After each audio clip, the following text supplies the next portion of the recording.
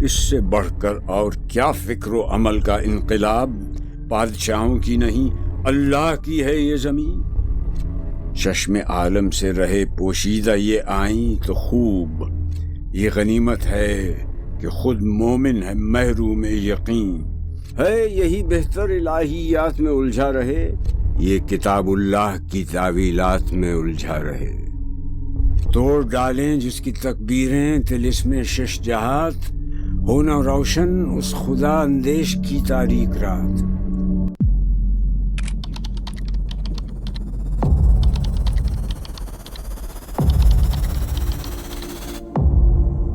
اس سے بڑھ کر اور کیا فکر و عمل کا انقلاب، بادشاہوں کی نہیں اللہ کی ہے یہ زمین۔ کہ یار جو فکر و عمل کا انقلاب، یعنی انسانی سوچ کے اندر اور کیا اس سے بڑھ کر انقلاب آئے گا کہ یہ زمین، اس سے پہلے یہی سمجھا جاتا تھا کہ بھائی جو بادشاہ ہوتا ہے ملک کا مالک وہ ہوتا ہے۔ اچھا، یہ ریاست کا بھی یہ تصور عصر حاضر نے دیا ہے، عوام کی حاکمیت اور عوام کی ریاست اور یہ والا جو سارے تصورات ہیں، وگرنہ پہلے ریاست کا مطلب ہوتا تھا بادشاہ سلامت۔ آپ نے بادشاہ کے حکم کی نافرمانی کی، آپ نے یہ صرف ایک حکومت کا حکم نہیں توڑا، آپ نے ریاست سے بغاوت کر دی۔ آج ہم ریاست کے خلاف مظاہرہ کریں، حق ہے ہمیں کرنے کا، حکومت کے خلاف حق ہے ہمیں، کوئی بغاوت نہیں ہوتی۔ وہ حضرت حسین کیوں باغی قرار پا گئے تھے؟ سمجھا یہ جا رہا ہے کہ یزید کا ملک ہے تو یزید کی مخالفت ریاست کی مخالفت۔ آج عمران خان کی مخالفت کا مطلب پاکستان کی مخالفت نہیں۔ یہ عصر حاضر یہ تبدیلی لے کے آیا ہے اور یہ شیطان کے سوچ کے خلاف ہے۔ اب اس کی ذرا اور نیچے اتر کے دیکھیں کہ جو لوگ یہ سمجھتے تھے کہ بادشاہوں کی زمین ہے جس کو چاہیں الاٹ کر دیں، اسلام کہتا ہے یہ اللہ کی ہے، بادشاہوں کی نہیں ہے۔ دیکھ خدایا یہ زمین تیری نہیں، تیری نہیں، تیرے آبا کی نہیں، تیری نہیں، میری نہیں، اللہ کی زمین ہے۔ اصول کیا ہے؟ کوئی بنجر زمین کہیں پڑی ہے، جو اس کو قابل کاشت بنا لے گا وہی مالک ہو جائے گا، اور اگر کاشت نہیں کرے گا 3 سال اگر گزر گئے تو ختم، ملکیت ختم۔ اور جس کی زمین ہے خود کاشت کرے، یہ میں پہلے بیان کر چکا ہوں۔ امام ابو حنیفہ، امام مالک دونوں کا موقف ہے۔ اور اللہ کو اس کی مخلوق جو ہے وہ اللہ نے ان کا حق رکھا ہے، اپنی مخلوق کا حق رکھا، بادشاہوں کا حق نہیں رکھا ہے۔ اب اس میں فرق نوٹ کیجئے، ہندوستان میں جب آ کے بادشاہ ہو گئے انگریز تو زمینیں کس کی ہو گئیں؟ انگریزوں کی۔ انہوں نے بانٹی کس میں؟ اپنے کتے نہلانے والوں کے، اپنے گھوڑوں کی دمیں صاف کرنے والوں کے، ان کو بانٹی نا۔ مسلمانوں سے غداریاں کرنے والوں کو بانٹی، کیونکہ وہ سمجھتے تھے زمین ہماری ہے تو اپنی رعایا میں سے جو ہمارے وفادار ہیں ہم ان کو بانٹیں گے۔ ہندوستان پاکستان دونوں آزاد ہو گئے۔ 15 اگست کو ہندوستان آزاد ہونے کے فوراً بعد سب سے پہلے وہ ساری جو زمینیں بانٹی ہوئی تھی انگریزوں کی وہ کینسل کر دی۔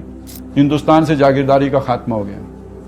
ہمارے ابھی تک چل رہی ہے۔ اقبال کے دیش میں ابھی تک انگریز کی بانٹی ہوئی زمینوں کی مالک یوں کہ توں موجود ہیں اور جاگیرداری نظام انٹیکٹ ہے۔ تو جو لوگ عصر حاضر کے ساتھ چل رہے ہیں انہوں نے سمجھا کہ یہ اس کی کوئی گنجائش نہیں، انہوں نے ختم کر دیا۔ تو ہمارے سب سے پہلے مفتی اعظم صاحب نے فتویٰ دیا کہ کسی سے اس کی زمین نہیں لی جا سکتی، وہ تو پرائیویٹ فتویٰ تھا۔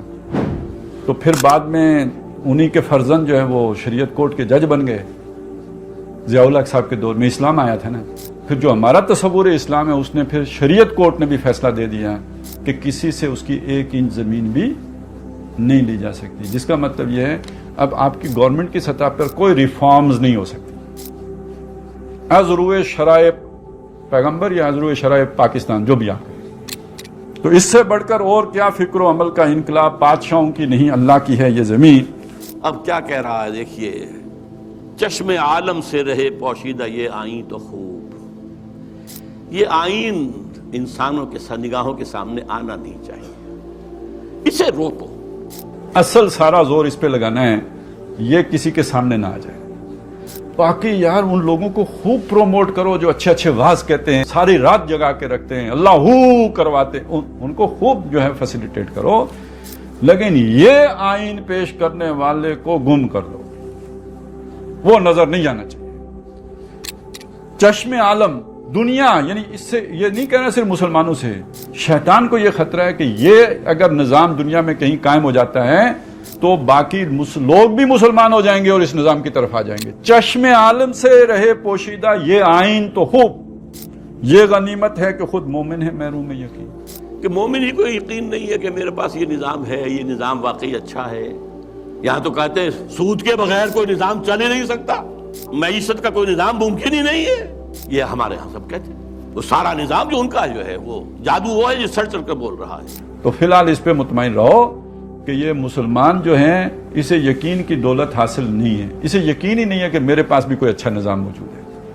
یہ قرآن کے نزدیک ہی نہیں پھٹکتا ہے. ہاں جی، وہ جو توحید کی بحثیں ہوتی ہیں، مسئلہ نور و بشر ہے، حاضر و ناظر ہے، علم غیب ہے، اور اس میں یہ لگے رہیں اور ایک دوسرے کی ٹانگیں کھینچتے رہیں، مچھر چھانتے رہیں، اور اس طرف یہ بالکل نہ آئیں. ہے یہی بہتر الہیات میں الجھا رہے، یہ کتاب اللہ کی تعویلات میں الجھا رہے.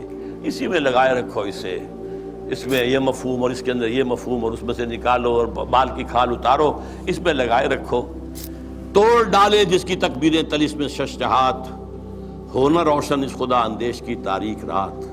یہ خدا کا تصور رکھنے والا جو ہے، اس کی رات جو تاریک ہے وہ کہیں روشن نہ ہو جائے، صبح نہ طلوع ہو جائے، کیونکہ پھر اس کی تکبیریں جو ہیں شش جہات، 6 جو ڈائمنشنز ہیں، ان سب کو جو ہے توڑ کے رکھ دیں گی. تو یہ شیطان کا وہ زخرف القول ہے جس میں وہ پھنسا کے رکھتا ہے، اور آئین پیغمبر کو سے یعنی وہ پوشیدہ رہے لوگوں سے، اور بے شک اس میں یہ مسلمان لگے رہیں تو اس میں وہ خوش ہیں.